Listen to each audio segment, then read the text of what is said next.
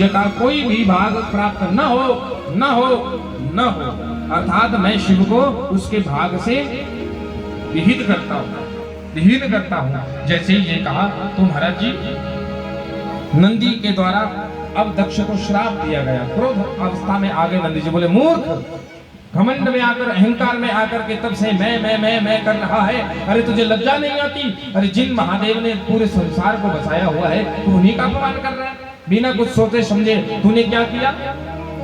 बोले महादेव को यज्ञ से विहीन कर दिया, यज्ञ भाग से विहीन कर दिया। मूर्ख, तुझे आज इतना अहंकार हो गया तो जा, मैं भगवान शिव को साक्षी मानकर शिवपुत्र नंदी, शिव भक्त नंदी, तुझे दुष्ट दक्ष प्रजापति को श्राप देता हूँ कि जिस अहंकार वश तूने महादेव का अपमान किया, तेरा वही शीश, तेरा वही मुख कट करके किनारे गिर जाएगा और अहंकार के कारण तेरे धर में बकरे का शीश लगेगा। बोल भक्तवत्सल भगवान की जा, दक्षो भक्त मुखो चिराग।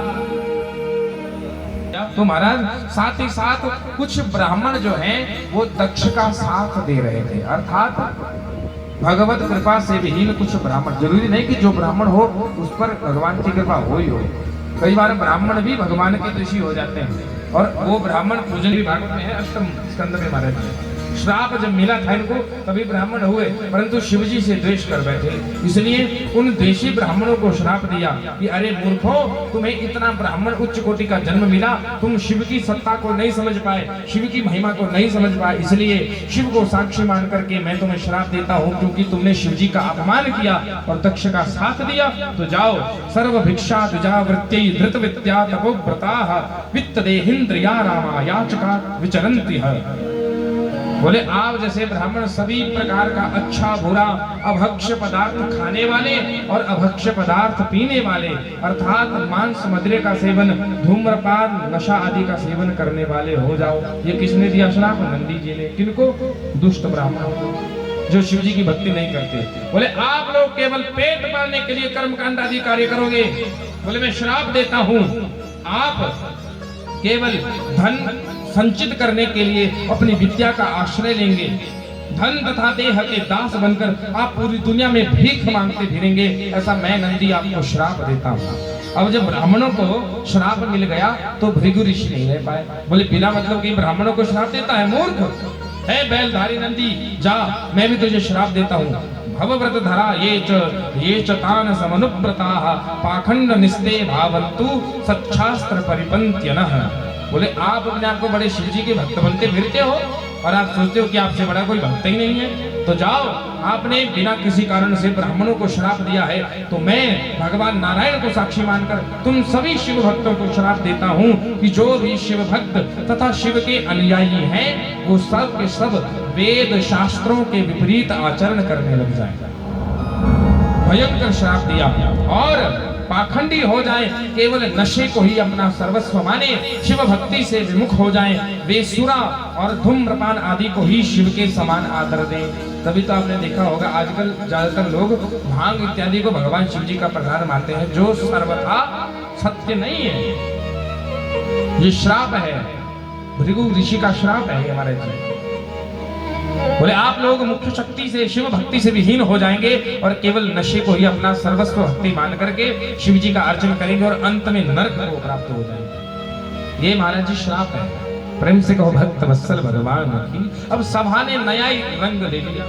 भगवान शिव जी के जैसे ही नेत्र खोले तो देखा कि हृदय में राम जी के, नारायण के दर्शन की इच्छा थी, पर इधर तो उन मूर्खों के दर्शन हो रहे, ये तो आपस में लड़ रहे, श्रापी चल रही है। भगवान शिव उठे और वहां से चले गए, किसी को कुछ नहीं कहा। अब भगवान शिव आगे आगे गए, पीछे पीछे उनके अनुयायी अर्थात नंदी, श्रृंगी, भृंगी आदि सब गण चले गए। अब ये यज्ञ तो यहीं पूर्ण हो गया, परंतु दक्ष के मन में अभी भी शांति नहीं है। दक्ष चाहता है कि मुझे अपमान करना है, इसलिए अपमान करने के लिए उसने पुनः एक और प्रजापति यज्ञ करवाया। ये यज्ञ उसने उत्तराखंड में कनखल नामक जगह पर कराया। सभी को निमंत्रण भेजा, दूर दूर तक जिनसे कोई संबंध नहीं उनको भी निमंत्रण भेजा महाराज, पर सती को और शिव जी को यज्ञ का निमंत्रण नहीं दिया। अब भगवती सती जो है अपनी दो सखियां कौन? जया और विजया, इन दोनों के साथ जो है कैलाश धाम पर जो है वह विचरण कर रही थी, क्रीड़ा कर रही थी। उसी समय आकाश मार्ग से चंद्रादि देवताओं को जब जाते हुए देखा तो सखी विजया और जया को भेजा, बोले जाकर के पता करो ये जा रहे, इतने विमान बड़े भारी उड़ रहे हैं, पता करो जरा जाकर के कहाँ जा रहे हो। तुरंत जो है जया और विजया गई हैं, उन्होंने चंद्रदेव से पूछा है और सारा वृतांत आकर के सती मैया को सुनाया। सती ने पूछा कि कहो ये कहाँ जा रहे हैं? बोले ये आपके पिताजी के यहाँ जा रहे हैं। बोले पिताजी के यहाँ? बोले क्यों? बोले वहाँ बरात यज्ञ का आयोजन किया गया है। बोले अच्छा, पर हमें तो निमंत्रण नहीं दिया। बोले ये तो पता नहीं, ये तो महादेव से पूछना चाहिए, हो सकता है महादेव के पास निमंत्रण आया और आपको पता ही ना हो। बोले हाँ ये भी हो सकता है, ये कर दिया था तो मन ही मन सती का त्याग भगवान कर चुके हैं। बोले भक्त वत्सल भगवान। अब सती मैया जो है महादेव के पास गई और उनसे कहने लगी, प्रज सांप्रतम निरया पितु यज्ञ महोत्सवः किल वयं च तत्राभिसराम वामते यद्यर्थितामि विबुधा प्रजन्ति।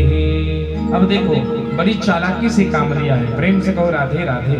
चालाकी से काम लिया और कहा कि महाराज जी हमने सुना है प्रजापतिस्थे ससुरस्य सांप्रतम। बोले हमने ये सुना है कि आपके पिताजी आपके ससुर जी के यहाँ, ये नहीं कहा कि मेरे पिता के यहाँ घर में कोई कार्यक्रम है। बोले हमने सुना है कि दक्ष प्रजापति अर्थात आपके ससुर के यहाँ कोई कार्यक्रम है, कोई यज्ञ है। बोले यदि आपकी आज्ञा हो तो हम भी वहां चले। बोले नहीं देवी हम नहीं जा सकते। बोले क्यों?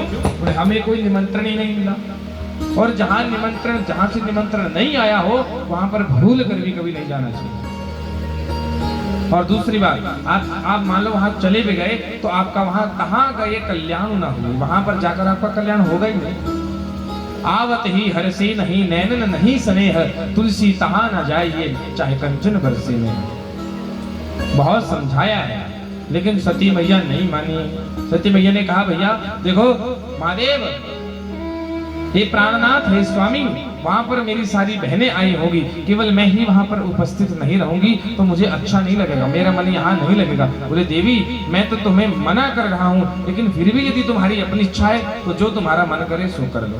मतलब मन ही मन सती का त्याग कर चुके हैं। अब भगवती सती नहीं मानी और अंत में जो है भगवती सती ने जाने का प्रण ले लिया। भगवती सती जैसे ही जाने लगी तो भगवान शिव ने आज्ञा दी है, भगवान शिव ने आज्ञा दी, बोले हे नंदी हे श्रृंगी हे भृंगी तुम जाओ और इनकी सारी सामग्री सारा सामान लेकर के इन्हें इनके घर पर छोड़ आओ। मानो आज पक्की विदाई भगवान शिव ने भगवती सती को दे दी।